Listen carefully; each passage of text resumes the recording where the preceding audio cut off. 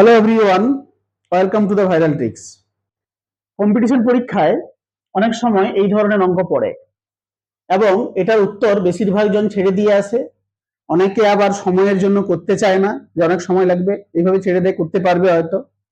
আবার অনেকে ভুল করে আসে বা কিভাবে করতে হবে বুঝতে পারে না।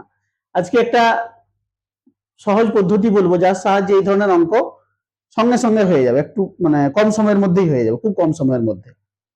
কিভাবে হবে না, এই এক্সপ্রেশনটা ভালো করে যদি দেখা যায় তাহলে বেশি সময় লাগার কথা নয়।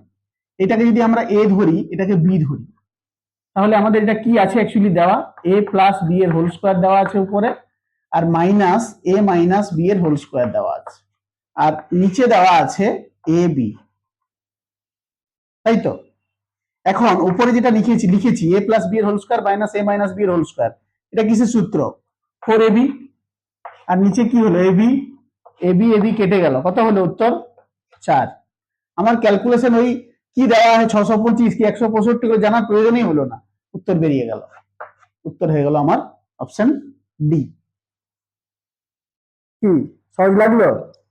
এইভাবে মাথা খাটিয়ে অঙ্ক করতে হবে।